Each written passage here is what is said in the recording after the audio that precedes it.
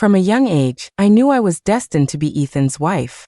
Ethan was a devout man, so while other girls my age were flying kites and playing on swings, I spent my days in the chapel, studying scripture. Ethan was a man of action, and he admired a woman with a strong will. So I learned to ride, and when I fell and broke my leg, I didn't shed a single tear. I did everything in my power to become the woman he would want. But he fell in love with a girl who was my complete opposite. The marriage contract was unbreakable, so I turned around and married his older brother, a man known for his iron fist and ruthless nature. After the wedding, Caleb Ethan was just as the rumors described, cold and uninterested in women. Except for one night. Ethan, drunk, was blocking my door when Caleb shielded me, his gaze on his younger brother chillingly faint as he spoke. "She is my wife now. What business do you have with your sister-in-law so late at night?" Ethan had fallen in love with Ethan, the girl who ran the Wanttons stall at the city gate. She didn't even have a proper name, everyone just called her Ethan, because she was the third child. She had 2 older brothers, a couple of hooligans who had racked up gambling debts and skipped town, leaving Ethan to deal with the loan sharks who frequently came to her stall to cause trouble. One day, sick with a cold and harassed by creditors, she nearly froze to death in a snowstorm. Ethan paid off her family's debts. He even found respectable jobs for her 2 brothers. He pulled his beloved from the mire, and in doing so, he forgot all about me. The scandal was the talk of the town. The affair of the third son of house became gossip over tea, and the eldest daughter of the noble family became the laughingstock of the capital. My mother was furious and demanded that my father petition the emperor to annul the engagement. My father summoned me to his study, but he simply practiced his calligraphy, saying nothing. I understood his meaning. An alliance between the Alara and Ethan families was a good thing. It wasn't worth jeopardizing over a woman. Besides, the Empress Dowager herself had decreed the match at a birthday banquet years ago. To drag it before the emperor now would be unseemly. The character my father wrote was Patience. I told him I would go see Ethan myself. My father nodded, set down his brush, and turned to browse the scrolls on his shelf. As I left the study, a wave of bitterness washed over me. I couldn't stop myself from turning back to ask him. The character for Patience has a knife over a heart. What if, after we're married, Ethan treats me poorly? My father slowly looked up from his desk, his eyes filled with a murderous, bloodthirsty chill. He said word by word, "No one would dare harm a daughter of House Alara. You have my word." In the beginning, no one would have imagined that Ethan would fall for a common street vendor. The third son of the Ethan family was often busy with official duties, returning to the city just before the curfew. He disliked troubling the household staff to fire up the kitchens late at night, so he would often just grab a bowl of wontons at the city gate. At some point, that bowl of wontons became a habit. Then one day, the wonton stall was gone. Ethan didn't think much of it at first. But after a month passed and the stall hadn't reappeared, he sent his men to investigate. It wasn't hard to find out what had happened. Anyone in the area could have told him. For the first time, the high and mighty Ethan lowered his head and truly listened to the story of a common girl's life. He reached out his hand and pulled her up. The owner of a wonton stall. I imagined she wouldn't be discussing scripture with Ethan, nor riding alongside him on a spirited horse. But when Ethan returned home late at night through the wind and snow, there would be a lamp lit for him. Inside, a woman with her hair in a low bun would be standing at the stove, serving him a steaming hot meal. It was a truly heartwarming image. Ethan. Even their names sounded like they belonged together. I went to see Ethan. He must have been very busy. I waited for 2 hours, only to have his attendant tell me, "My lord is still with a guest. Perhaps Miss Alara could return another day." I'm not one to make a scene. Seeing that it was still early, I instructed my driver to take me to see Ethan. The wonton stall at the city gate was long gone. Ethan had set Ethan up with a new shop. The shop wasn't in the most glamorous part of the capital, but in a quiet, slightly out-of-the-way alley. With the Ethan family's wealth, keeping a mistress would be easy, but a kept woman wasn't supposed to be out running a business. Ethan had allowed her to continue doing what she loved, and had clearly put thought into choosing this serene location. The shop was small but clean. It was after the lunch rush when I arrived, so there were only a few people inside. Ethan wasn't making wontons anymore. The sign outside advertised noodle soup. The wonton soup from the city gate, it seemed, was now for Ethan's enjoyment alone. I sat in my carriage, watching the girl rolling out dough through the curtain. She was too far away for me to see her expression clearly, but I could see she wore a bright red ribbon in her hair. Her sleeves were rolled up to her elbows, and her movements were swift and efficient. She wasn't what I had imagined. From what I had heard of her life, I had pictured someone gentle and demure. The alley was quiet, and the Alara family carriage was conspicuous. Ethan clearly saw me. She hesitated for a moment, then wiped her hands and walked over. Might the lady in the carriage be Miss Alara? What is it? The woman standing outside said, Lord Ethan has mentioned you to me. He lent me the money to open this shop. As soon as I earn enough, I will pay him back. I was fidgeting with the prayer bracelet I always wore on my wrist, about to speak, when the sound of galloping hooves approached from behind. The busy with a guest Ethan pulled his reins tight, his face cold. He moved to shield Ethan, his voice sharp and wary. Miss Sue, if you have a problem, take it up with me. What's the point of harassing a girl like her? I froze, my mouth open. After a long moment, I asked my driver, was I harassing her? The driver replied, of course not, milady. You haven't said a word since we arrived. I turned to the girl with the rolled up sleeves. Was I harassing you? She seemed frightened and clutched Ethan's sleeve. My lord, what are you doing? You've misunderstood Miss Alara. Ethan's face paled, a flicker of shame in his eyes. I knew what he was worried about. The Alara family was powerful. I could have had Ethan beaten in the street, and no one would have dared to investigate. But I, Alara, have my own pride. I had only come to see for myself what kind of woman had won. I apologize. Ethan isn't like you. I was just overwrought for a moment and spoke rashly, Miss Alara. I had waited a full 2 hours for him at his residence. Yet the moment Ethan was in trouble, he had arrived in an instant. The sun was already setting behind him, a great red orb sinking spectacularly below the horizon. In that moment, I suddenly pictured the next several decades of my life. I would be caught between Ethan and another woman. And just because I was born into nobility, everything I did would be wrong. If I spoke too loudly, I was arrogant. If I was silent, I was using my status to intimidate. If I sat and watched Ethan, I was looking down on her. If I stood and watched her, I was reprimanding her.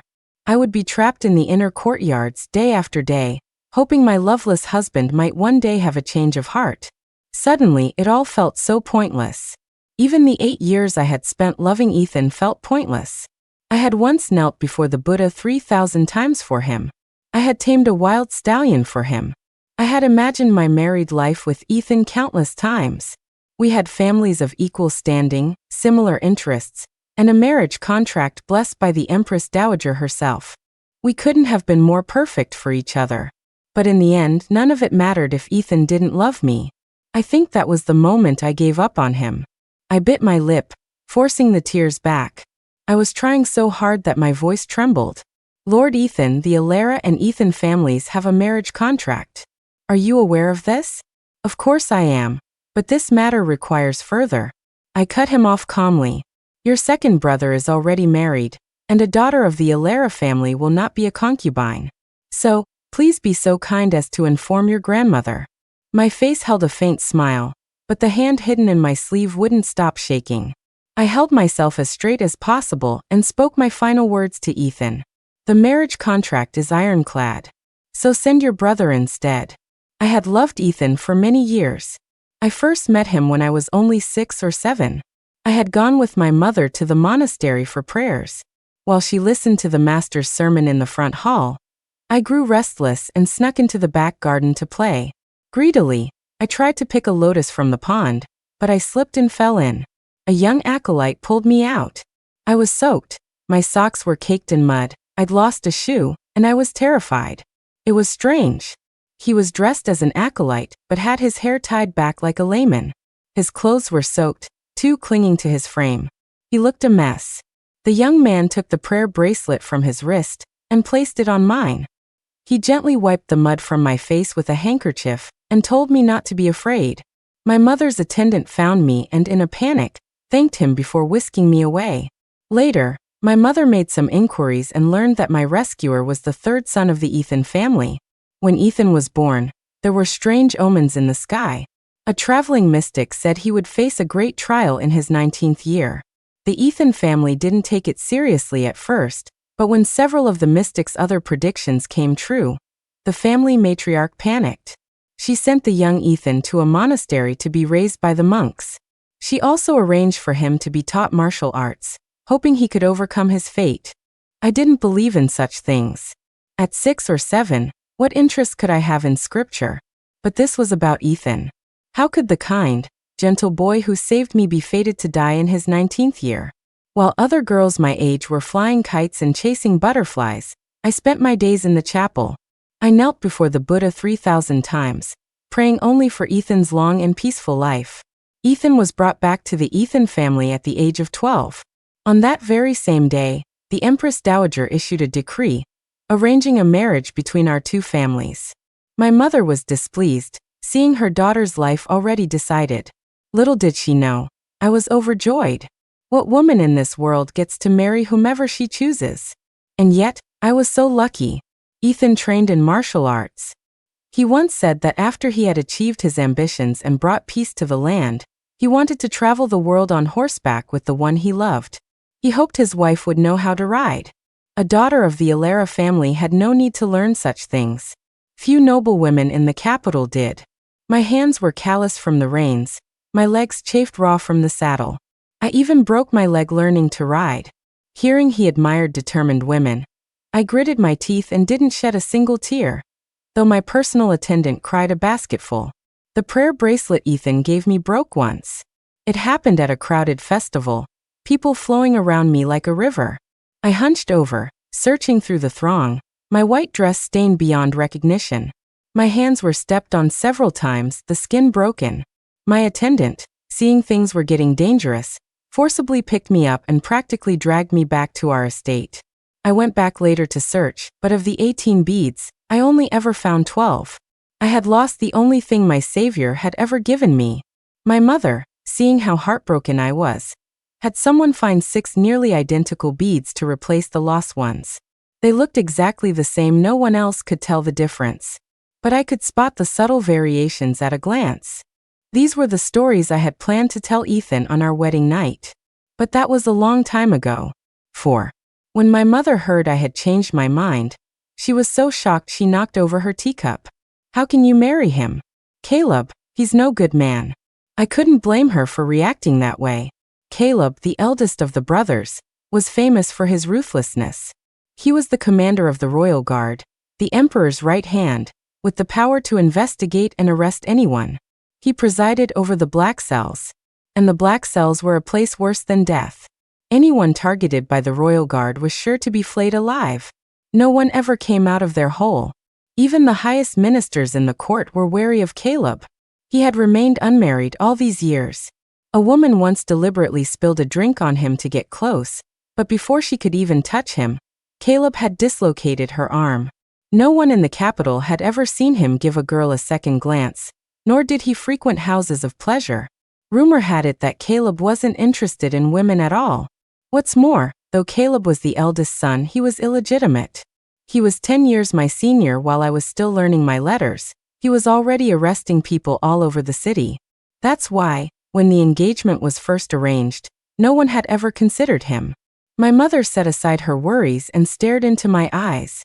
Ilera, tell me the truth. Did that Ethan say something to you? I've seen everything you've done for him over the years. If he's done something to hurt you, I will never forgive him. I took her hand. Ethan didn't say anything. I just saw things clearly for myself. It's true he saved my life, but we were not fated to be. His heart isn't with me. If I force the marriage, we'll only grow distant. Besides, I turned to look at my father. Besides, marrying Caleb is of great benefit to our family. Perhaps my gaze was too resolute. After a long silence, my father slowly asked, "You've decided?" "I have. And I won't change my mind." I thought the matter would drag on, but then the Empress Dowager fell gravely ill. To lift her spirits, The emperor remembered the happy union she had arranged years ago. After court one day, he brought it up with my father and the Ethan family patriarch. Half a month later, the Ethan family delivered the betrothal gifts to my home. The gifts were incredibly lavish, a full 64 palanquins worth. They filled the front hall, and some even had to be carried into the back courtyard. The maids in my courtyard were beaming. The highest honor of 64 palanquins, milady. The master is truly devoted to you. I looked at all the red filling my rooms and knew the truth. Caleb and I barely knew each other. This was merely a royal command, a marriage that had to be done with all due ceremony. I was just a little curious as to what Ethan had ultimately said to his older brother. The wedding was set for 3 months later. I never saw Ethan again. I heard that Ethan's 2 brothers, unable to control their urges, started gambling again. They threw Ethan's name around, and the casinos didn't dare refuse them. They simply delivered the IOUs, quite publicly, into the mouths of the stone lions outside the Ethan family estate. I don't know how that mess was resolved, only that Ethan's noodle soup shop closed down.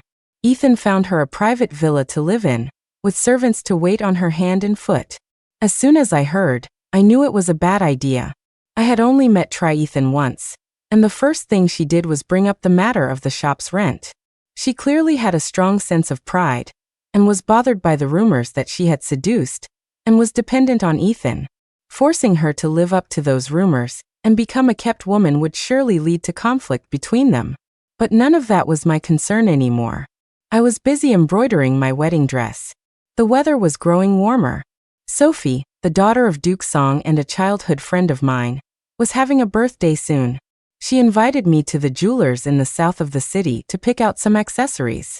It wasn't just my mother. Sophie, too, was incredibly curious about my sudden engagement to Caleb.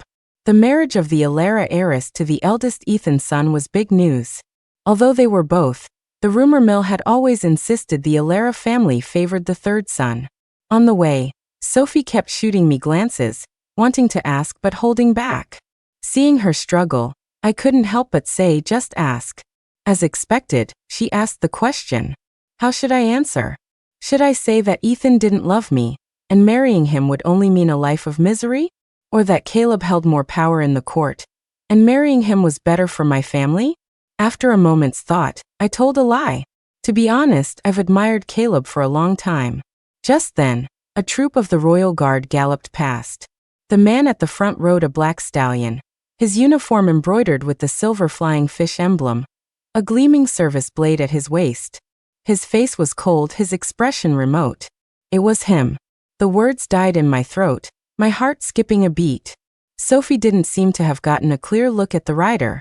The dust kicked up by the horses made her cough, and she grumbled under her breath, just our luck, running into those grim reapers. I wonder whose house they're off to raid now. A moment later, she remembered our topic and stared at me with wide eyes. You've admired Caleb for a long time?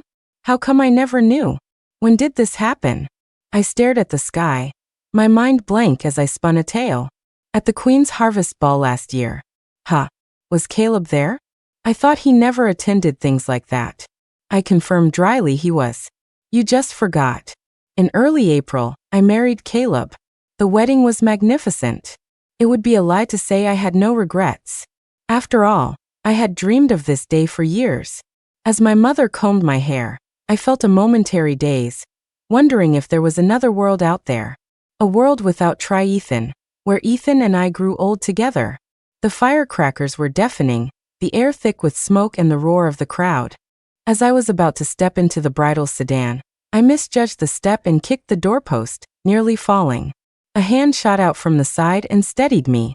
I glanced over, but through the thick veil, I could only see a blurry silhouette. I thanked him in a low voice, but it was so noisy I don't know if he heard. Caleb was illegitimate, and his birth mother had passed away. As the eldest of the brothers and holding a high position in the court, he had moved out of the main Ethan estate long ago, and lived in his own villa.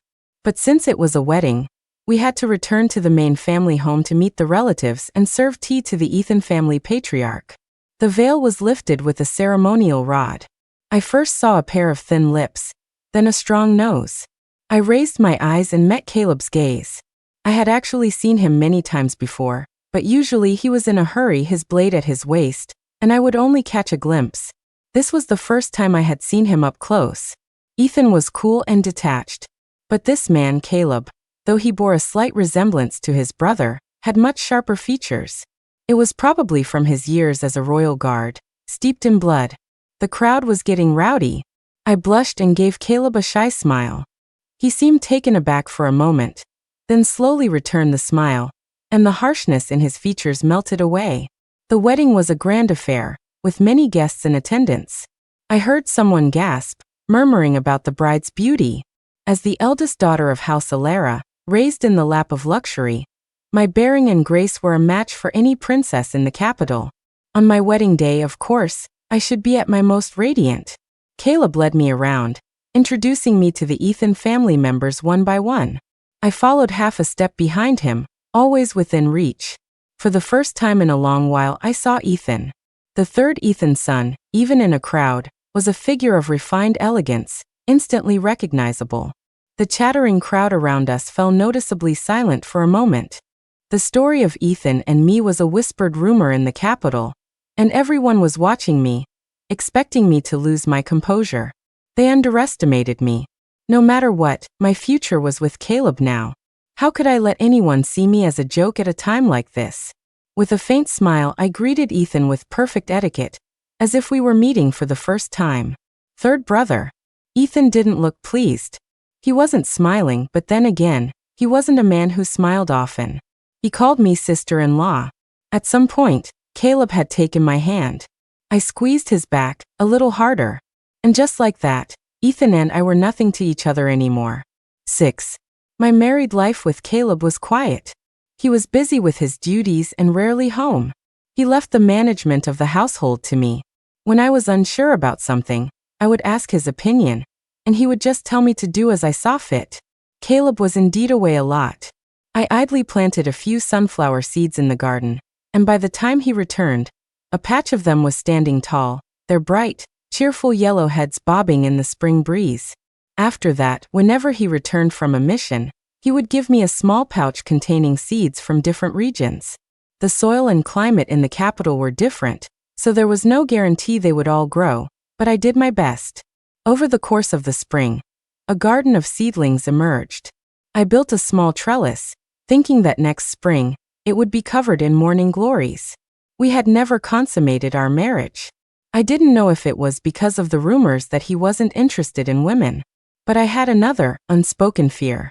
He couldn't possibly be unaware of what happened between me and Ethan. I could say I had moved on, but who would believe me? But if Caleb didn't bring it up, how could I? Caleb was a very guarded man, and disliked having servants tend to his personal needs. Once, he was heading to the outskirts of the capital on assignment. There was an inn 10 miles out, and though he would only be gone a few days, he still had to pack. I stood by watching him pack his clothes. I couldn't resist. I found an umbrella and tucked it into his bag. "Take this," I said. "It's going to rain in a couple of days." He looked up, a hint of surprise in his eyes, and took the umbrella. 2 days later, a sudden downpour began. When Caleb returned, he mentioned that several of his men had gotten soaked and had to take shelter under a farmer's eaves. "How did you know it was going to rain?" I smiled at him. "Take a guess." Caleb looked at me, a hint of inquiry in his eyes. That night, as I was bathing, the water in the tub was extremely hot. I called for a maid to add some cool water. Caleb's silhouette appeared behind the screen. "You have an old injury. You should use hot water to drive out the cold."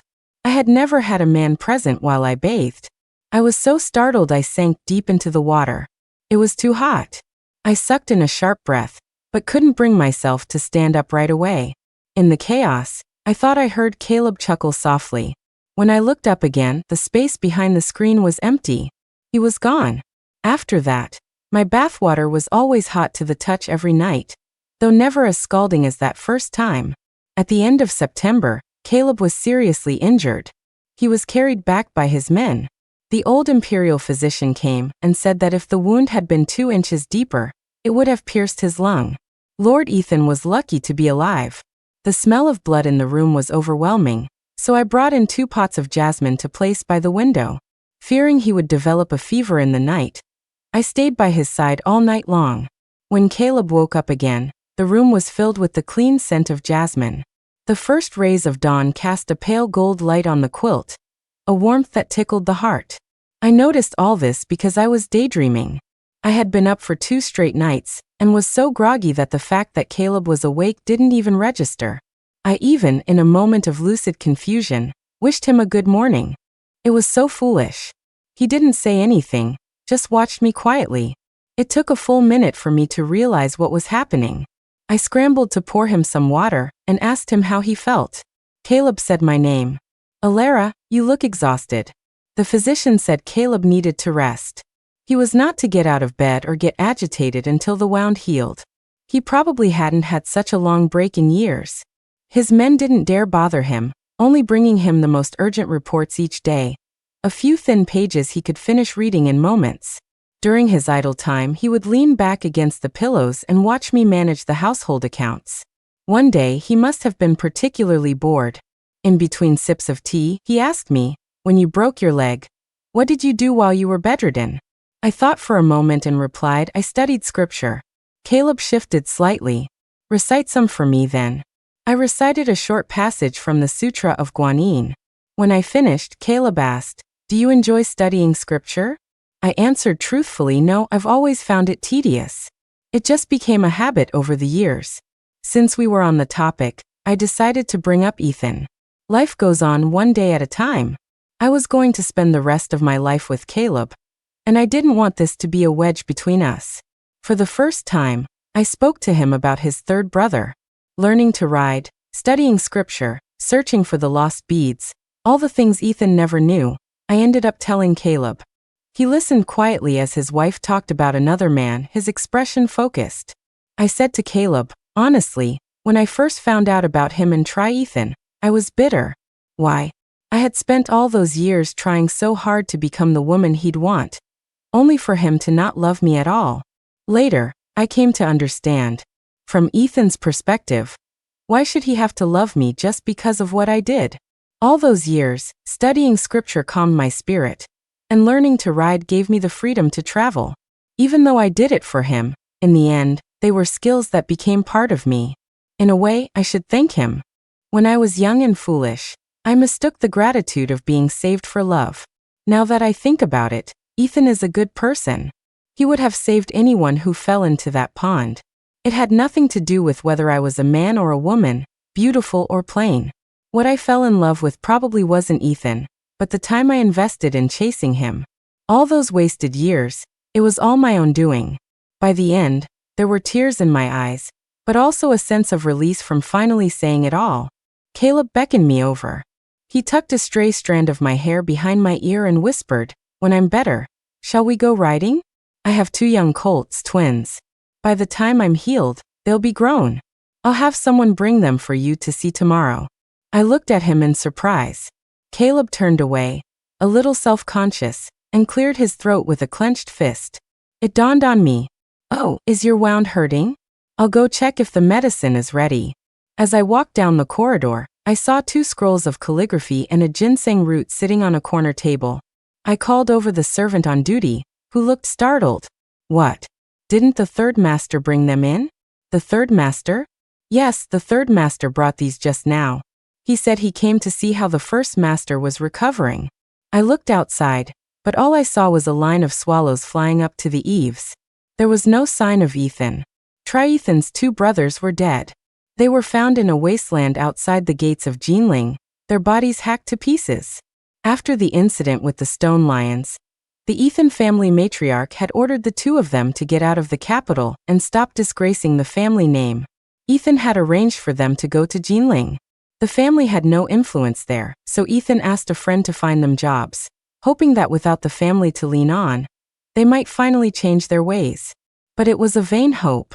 Once in Jinling, the Chui brothers became even worse, frequenting casinos and brothels. Ethan's friend, hounded by their creditors, had written to him several times, his patience long exhausted. Sophie had a distant uncle who was an official in Jinling, so she got the news early. At the end of her letter, she asked, "What do you think Ethan will do when she finds out?" If I were Ethan, I would have kept it a closely guarded secret. But somehow Ethan found out. She went to the magistrate's office and beat the drum, accusing the third son of the Ethan family of hiring assassins to murder her brothers. The news caused an uproar in the capital. Plenty of young masters in the city kept mistresses, but to have one turn on you and drag you into a scandal like this. Ethan was the first. Even my mother wrote to me, saying how lucky it was that I had married Caleb. Otherwise there would never be a moment's peace. It wasn't necessarily Ethan who did it. The Choi brothers had made plenty of enemies. And even if it was him, how could a common girl like Ethan ever hope to bring down a son of the Ethan family? I asked Caleb about it. He said that if I wanted to know the truth, he could have the royal guard investigate. I thought for a moment and said no. The truth didn't matter to me, it mattered what Ethan believed.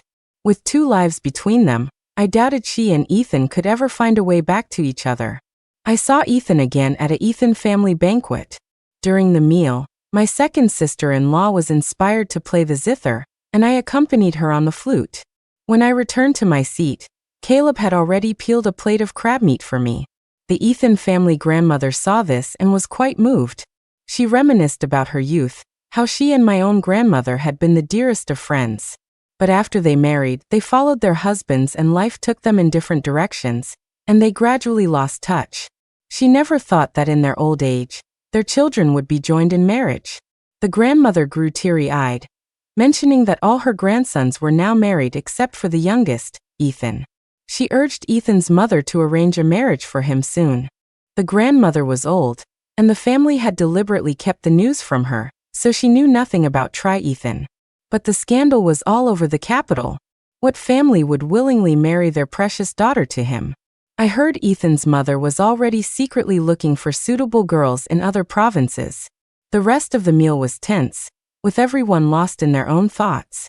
Ethan barely ate 2 bites before excusing himself. That night, when a servant announced that the third master was requesting to see me, I thought I had misheard. At this hour, I had already taken down my hair and removed my jewelry. It was improper to receive a male visitor. I sent someone to turn him away, telling them that whatever it was could wait until morning. But the servant returned, saying the third master refused to leave. I sighed. He was family after all. Perhaps it was something urgent. I began to get dressed while sending another servant to inform Caleb. Ethan's face was flushed an unnatural red. He had clearly gone out and gotten drunk after leaving the banquet. He was much thinner. Ethan must have been giving him a very hard time. To come here so late at night was already improper, but to stand there, blocking my doorway, was another thing entirely. A maid bravely stepped forward and asked him to step back. Ethan looked down for a moment, then raised his head, his eyes already filled with tears. He finally regretted it. He stammered, Ethan and I was only taking pity on her loneliness. He must have overheard what I told Caleb that day. I folded my hands in my sleeves and watched him. It has nothing to do with me anymore, I said. You don't need to explain anything to me. Ethan opened his mouth, 1,000 words unsaid, and finally forced out a bitter, hoarse apology. What was he apologizing for? I had once knelt before the Buddha 3,000 times to pray for him. I had been cut by the reins of a horse for him. But those were all things I had done of my own accord. They had nothing to do with him. I shook my head at him. You don't owe me anything. Ethan, you don't owe me anything. Remembering the prophecy about his great trial, I had someone fetch the prayer bracelet and handed it to him. You saved my life once. Although my mother went to your family to express her gratitude, material things can't truly convey my thanks. If you ever need anything in the future, my family, the Seuss, have some influence at court. And my husband has connections as well. If you ever need help, just say the word. I kept this bracelet by a shrine for many years. I hope it will keep you safe. Ethan stared blankly at the bracelet, his chest feeling as if it were being crushed by a giant hand. He let out a bitter laugh, his eyes full of sorrow. I'd rather you hated me. We were supposed to be. Ethan started to step forward, but a cool, clear voice cut in from behind. Third brother. Caleb had been convalescing for so long that he often seemed relaxed and idle. But now, as he stood under the eaves, his robes fluttering, his eyes held a sharp, intimidating glint. I was suddenly reminded that this man was the commander of the royal guard, master of the black cells, a man of deep and unfathomable thoughts. She is my wife now. What business do you have with your sister-in-law so late at night? Ethan said resentfully. If it weren't for my moment of folly, this marriage would never have been yours. Caleb stepped in front of me, his eyes flashing a warning at his younger brother. He clapped his hands sharply. The third master is drunk. Someone see him to his room. Ethan shook off the servants who tried to support him, his voice almost a sob. Brother, you are illegitimate. When we were young, my mother was often cruel to you. When I did something wrong, it was always you who took the punishment. When she told you to take my place in this marriage, with the power you have today, why would you still listen to her? You wanted to marry her yourself, didn't you? I looked sharply at Caleb. He was standing in front of me, so I couldn't see his expression, but I heard the mockery in his voice. So what if I did? And I have you to thank for it, little brother. Ethan submitted a petition to the emperor, volunteering for duty in the Southern Marshes. It wasn't uncommon for sons of noble families to seek military glory on the battlefield, but the Southern Marshes were an exception. The region was a land of dense, poisonous jungles. More often than not, soldiers there died from snake bites or getting lost in the mists long before they ever saw battle. It was the most dangerous post available. Even the soldiers' pay was double that of anywhere else. By going there, he was facing an uncertain fate. Ethan's mother fell gravely ill. She had her son late in life, at nearly 40, and because of the mystic's prophecy, had to send him away to a monastery, separating mother and child. She had finally gotten her son back, safe and sound, only for him to insist on going to suffer in the south. How could she bear it? I heard that after she recovered, she directed her anger at me, believing I was the cause of all of Ethan's misfortunes. He was 19 this year, which meant the prophecy had come true. My personal attendant privately advised me to be wary of her, fearing that in her anger, she might do something rash. I shook my head. Leaving aside the Alara family's prominence, the Ethan family's current standing was largely propped up by Caleb, the commander of the royal guard. She wouldn't dare touch me. But it's always wise to be cautious, and the person who needed protection wasn't me. I sent 2 of my people to keep an eye on Ethan's residence, to intervene if anything happened. Sure enough, a few days later, news came that Ethan had nearly been poisoned and had been secretly smuggled out of the city. From then on, she was gone, free to go wherever she pleased in the wide world. Caleb's wounds finally healed completely by the end of winter. A man of his rank answered only to the emperor, and had many men under his command. As soon as his wounds had scabbed over, he was back on duty. The world feared the royal guard like the Grim Reaper, but who would have thought that the commander, galloping past on his horse, was covered in scars beneath his fine uniform? On the first day of spring, he finally got a day off. The weather was perfect, the sky a flawless, clear blue. We decided to go to the stables to see the 2 colts. One was named Comet, the other Swift. They were fully grown now, their coats gleaming under the sun. They would snort and nuzzle our palms with their ears. Caleb was suddenly struck with a playful mood. He swung himself onto a horse, his entire being radiating a bold, spirited energy. He leaned forward slightly, raising an eyebrow at me. Care to race? If it had been anything else, I might have hesitated, but he was challenging me to a race. I looked up at him. And if you lose? Caleb grinned, bowing with a flourish. I am at the mercy of the lady of the house. My heart pounded. Caleb had called me milady or madam many times since we married. But it had always been a formality, just a title, no different from calling a pet by its name. Never like this, with a playful glint in his eyes, so free and unrestrained. I turned away, a little flustered, and said with a slight pout, "You'd better keep your word." My robes billowed in the wind, dust kicking up beside me, the sound of hooves like thunder. I had never ridden so fast. Even the wind rushing at my face felt like a blade, but I gritted my teeth, held on tight, and cracked the whip, flying like a shooting star. Caleb kept pace right beside me, almost neck and neck. As we galloped, all my worries were left behind in the dust. I let out a breath I didn't know I was holding and felt nothing but exhilaration. The finish line was just past the last stream. I raised my whip and brought it down hard. Swift reared with a loud neigh and leaped over the rocky stream a hair ahead of him. I had won. I was ecstatic. I reined in my horse, turned back to the stream, and shouted his name. Caleb. What? He was smiling too, his eyes bright, the corners of his mouth turned up. Why did you marry me? I am the daughter of the Alara family, bound by a marriage contract to the Ethans. But why did you marry me? I needed to hear it. The reason I didn't know. The real one. Caleb laughed. I knew you were going to ask that. Now, you can't get angry when I tell you. I'm no match for you on a horse, and if you get mad and ride off, I won't be able to catch you. I raised my whip, promising, I won't get angry. Tell me. At first, I was curious. I wanted to see what kind of woman would turn down Ethan in the middle of the street. You know, he and we've had our differences since we were children. And then later, I heard that same woman say she'd admired me for a long time. She was telling that lie with such a straight face. Stop.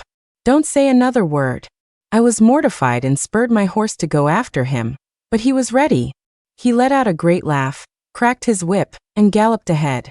Alara. Care for another race? What are the stakes? The stakes don't matter. The loser just has to spend the rest of their life with the winner. The sun was brilliant. The air filled with the scent of fresh grass, the stream reflecting the sparkling light. There he was, sitting tall on his horse, a smile playing on his lips. My heart stirred. I spurred my horse and chased after him. You're on. Who's afraid of you? Ethan's Epilogue. Ethan returned to the capital 2 years later. By then, the talk of the town had moved on to newer, juicier gossip. No one mentioned his scandalous affair with Ethan anymore. He returned to his family home without incident. 2 years of hardship in the military had tanned his skin and given him a more mature, steady air. When he left, his mother had wept and screamed, declaring that if he walked out that door, he should never come back. Now that he had returned, a dusty traveler, she couldn't remember a single one of the cruel words she had said. He was back to take up a new post. The emperor had issued a decree appointing him deputy commander in charge of the capital's defenses. Ethan had known that coming back meant he would see Alara, the woman who had almost been his wife. He had replayed the scenario in his mind many times on the journey home. 2 years had passed. It was all in the past. When they met again, he would be graceful. His mother had written to him that Alara was pregnant and due to give birth at the end of the year. But when he actually saw her through a screen, Ethan couldn't help but clench his fists.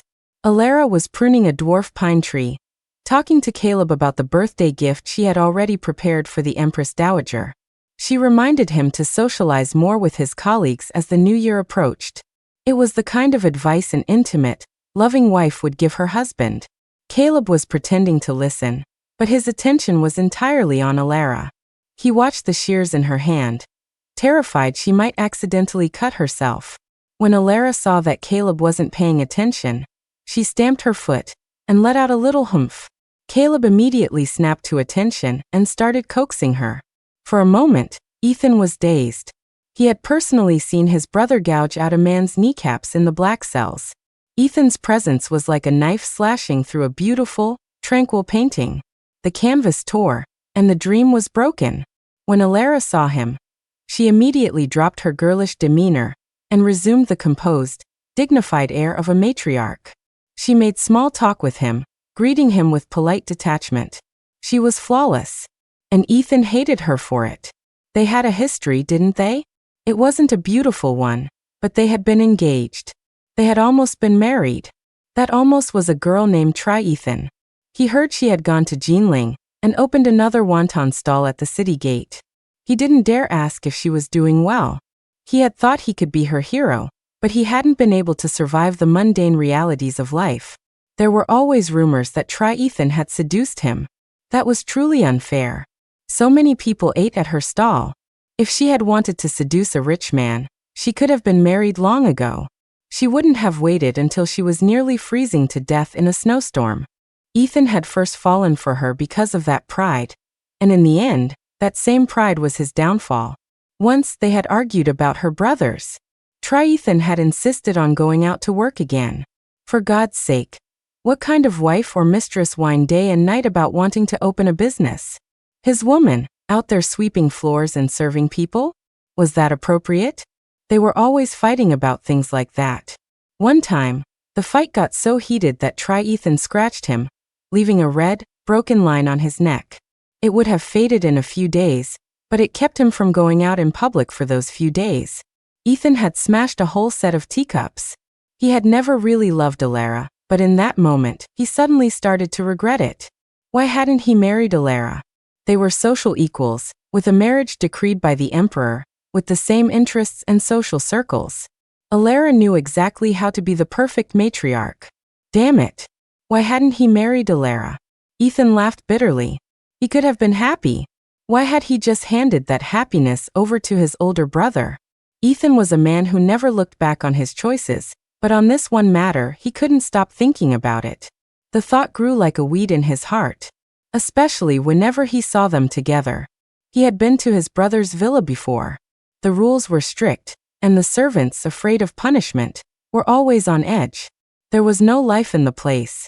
Now that Alara was there, she was kind to the staff, and the maids and servants were much more relaxed. A flower garden had appeared in the courtyard, and a trellis was covered in purple morning glories. And him? He had become the laughingstock of the capital, dragged to court by Ethan. His mother never said anything, but white hairs had appeared at her temples. In the Southern Marshes, Ethan had been bitten by a poisonous insect, and had been in a fever for 3 days and nights. When he woke up, he was clutching the prayer bracelet he always wore. Everyone said he was lucky to be alive. Only he knew the truth. The third son of the Ethan family had already died in the great trial of his 19th year. The end.